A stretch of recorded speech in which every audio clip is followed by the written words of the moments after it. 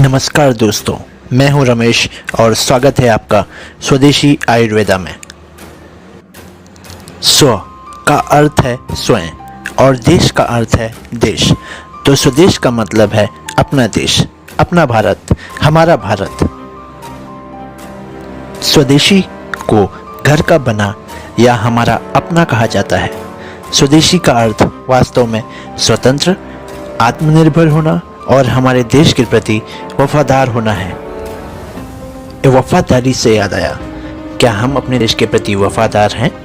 पूछिए अपने आप से इस पूरे वीडियो देखने के बाद और बताइए हमें कमेंट में।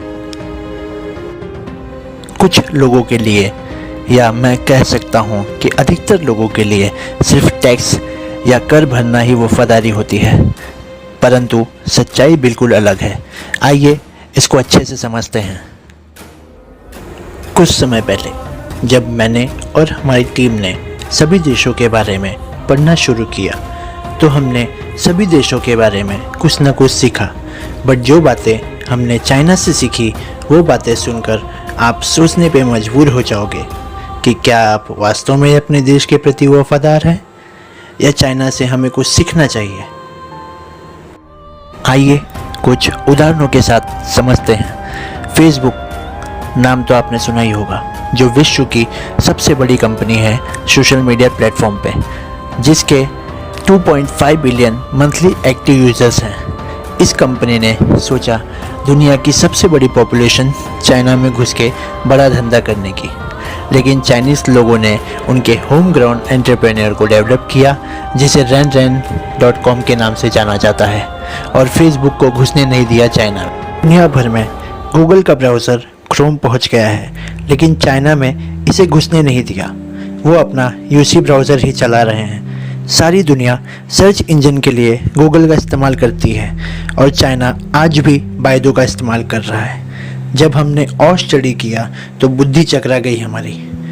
पूरी दुनिया में around 1.5 billion monthly active users हैं व्हाट्सएप के, पर चाइना ने इसे भी घुसने नहीं दिया। वो कहते हैं हम वीचैट में ही खुश हैं और यही वो इस्तेमाल कर रहे हैं। चाइना के लोग अपने देशभक्ति को लेकर बहुत मजबूत हैं। अपने home ground online entrepreneur Jack Ma को सपोर्ट करने के लिए, अलीबाबा को आगे बढ़ाने के लिए आज तक अमेज़न को घुसने नहीं दिया इन्होंने चाइना में। लगभग विश्व में सभी देश जीमेल का यूज़ कर रहे हैं, पर चाइना अभी तक QQ.com का ही इस्तेमाल कर रहा है।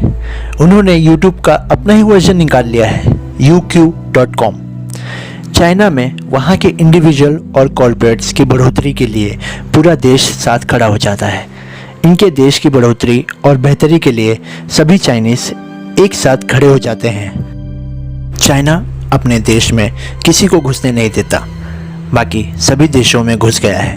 ओप्पो और वीवो दोनों के मालिक एक ही हैं और भारत में ये इस प्रकार घुस गए हैं कि घर घर जाके ही मानेंगे।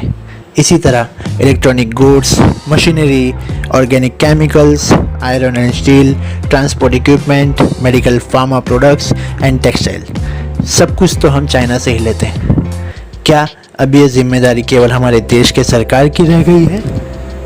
नहीं, अब ये जिम्मेदारी हर भारतीयों की हो गई है कि हम अपने व्यापारियों और देश के अन्य नागरिकों को उठाएं और मिलकर एक हो जाएं।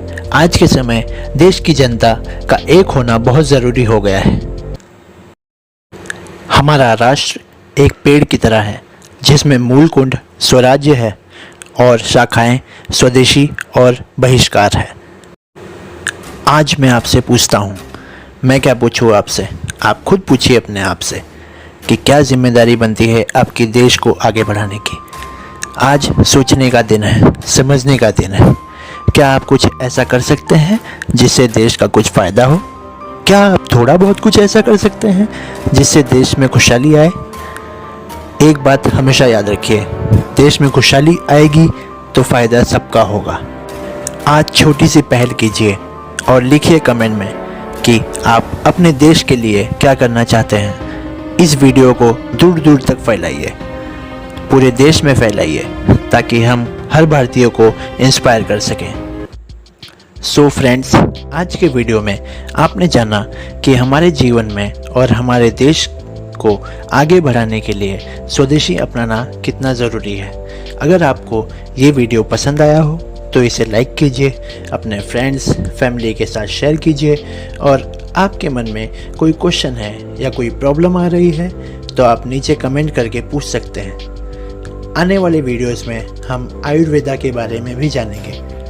तब तक के लिए स्वस्थ रहें, खुश रहें और घर पर रहें।